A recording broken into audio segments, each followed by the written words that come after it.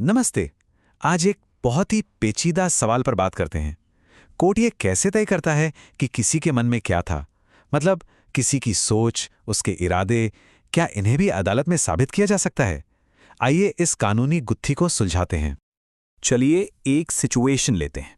सोचिए, किसी के कुत्ते ने किसी पर हमला कर दिया और उस पर केस हो गया। अब वो मालिक कहता है, अरे मुझे तो पता ही नहीं था कि मेरा कुत्ता इतना खतरनाक है। अब कोर्ट क्या करे? कैसे पता लगाए कि वो सच बोल रहा है या झूठ? है ना मुश्किल। जब सारा का सारा सबूत किसी के दिमाग के अंदर कैद हो तो सच बाहर कैसे आएगा? और यकीन मानिए, ये एक ऐसा सवाल है जिससे अदालतें लगभग रोज जूझती हैं।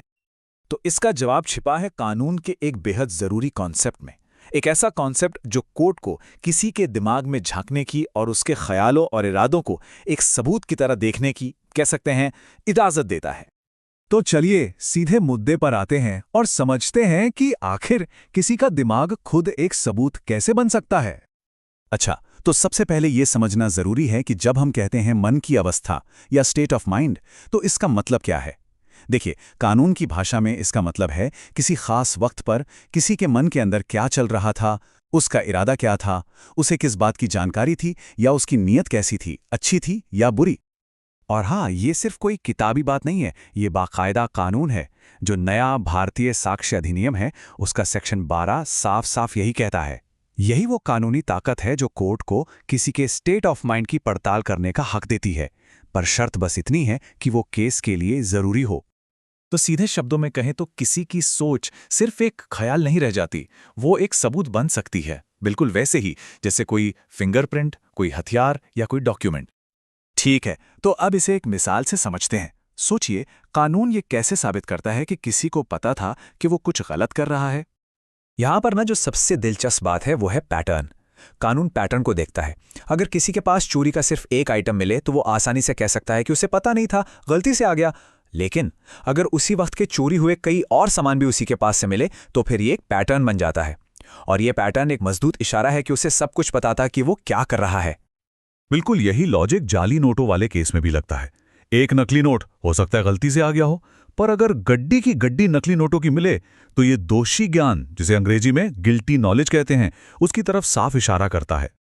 अच्छा, तो क्या पता था से आगे बढ़कर अब बात करते हैं इरादे की।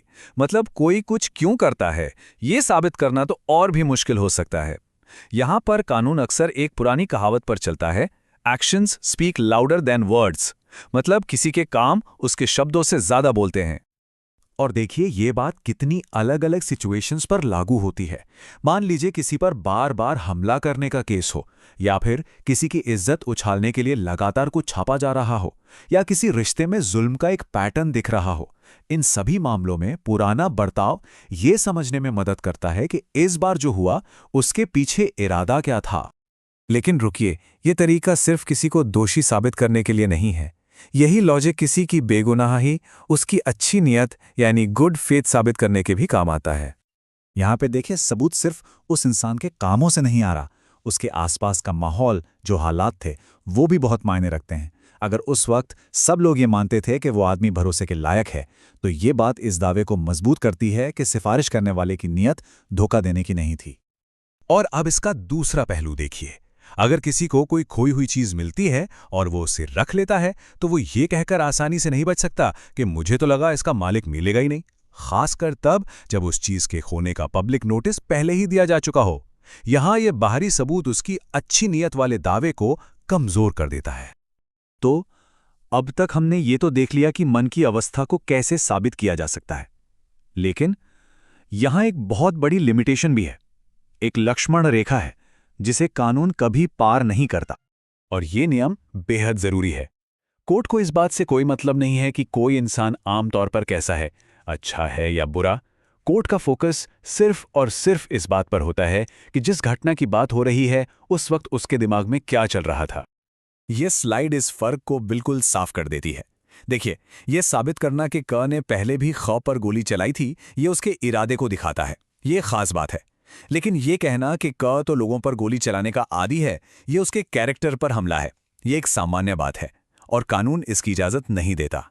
यही फर्क है स्पेसिफिक और जनरल के बीच। पर ऐसा क्यों है? बहुत सिंपल है।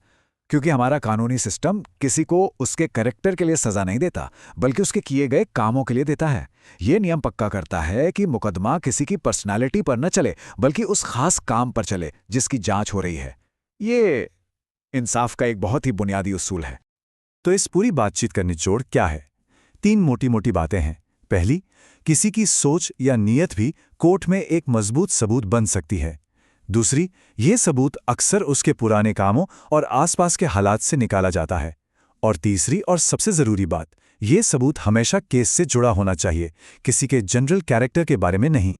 और आखिर में ये सारी बातें हमें एक गहरे सवाल के पास छोड़ जाती हैं।